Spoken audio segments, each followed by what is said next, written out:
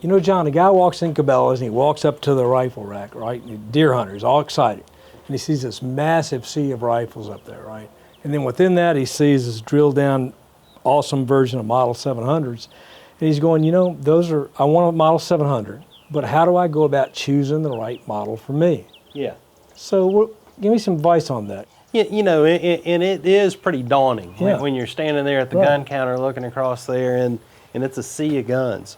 The good news is a lot of choices, you know, and a lot to pick from. But I think really to help start narrowing that down for the consumer is one, you know, understanding, you know, the type of hunting that you're going to be doing and, you know, what cartridge you want to hunt with.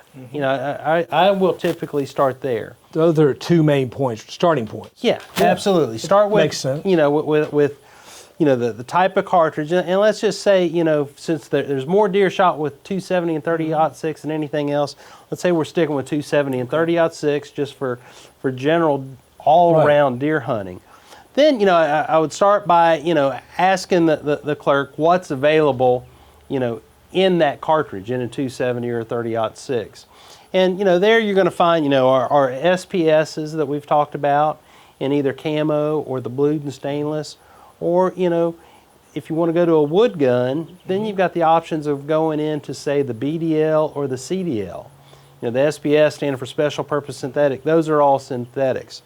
And then your type of hunting, like you said, comes in, because that's important. Absolutely. Whether there's guys stalking all the time or sitting mostly in a tree stand or blind, he might go for a little heavier model or something, or a shorter model if he's in tight woods or whatever. So absolutely. I mean, you can go all the way down to the little Model 7, you know, which is like a bolt-action carbine for tight, you know, type conditions, up to the, you know, the heavy 26-inch barrel that we have on the Sendero for a longer range shooting, but certainly not a gun that I'd want to hike up and down a mountain with or do a lot of walking around with. Yeah. So, you know, keeping in mind that the type of hunting situations that you're going to be in and the cartridge you're shooting, you know, I think will really help you narrow down on your choices, you know, as well as, you know, the amount of budget that you have to spend. Sure. Because, you know, we have rifles, you can get into, you know, a Model 700, brand new, starting, you know, in the $500 range and go up to, you know, well over $1,200. So there's a good bit there in price range as well to take into consideration. And I think probably the last factor kind of comes down to personal preference, you know, which rifle looks the best to you.